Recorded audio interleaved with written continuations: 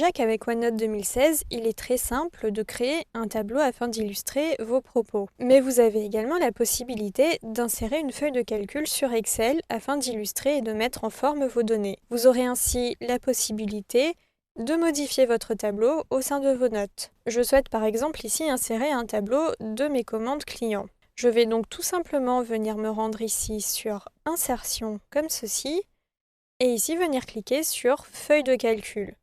Vous le voyez, j'ai la possibilité ici d'insérer une feuille de calcul qui existe déjà sur Excel, donc que j'ai déjà créée, ou alors de venir insérer une feuille de calcul nouvelle.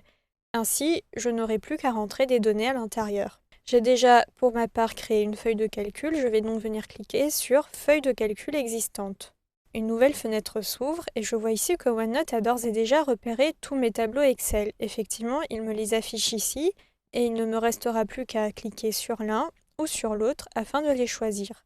Je vais donc ici cliquer sur Commande client et venir ici l'insérer en cliquant sur ce bouton. Ici, vous le voyez, j'ai la possibilité de le joindre en tant que fichier. Le tableau ne s'affichera donc pas et il me faudra cliquer sur le fichier pour l'afficher. Je peux ici insérer la feuille de calcul ou alors le graphique ou le tableau.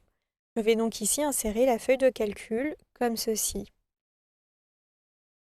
Vous le voyez, ma feuille de calcul est donc ici entièrement intégrée. Je vais descendre avec la barre de défilement.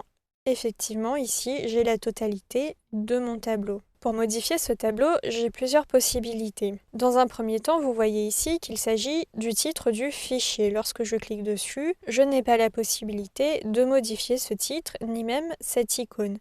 Je peux tout simplement venir ici supprimer en cliquant sur la touche Supr de mon clavier afin que le titre n'apparaisse plus comme ceci. Je vais annuler cette action car je souhaite que mon titre apparaisse. Et enfin, lorsque j'effectue un clic droit au niveau de ce titre comme ceci, j'ai encore une fois la possibilité de l'ouvrir avec Excel, de l'enregistrer ou cette fois-ci ici de le renommer. Je vais donc cliquer dessus et ici je vais renommer le fichier et l'appeler facturation par exemple.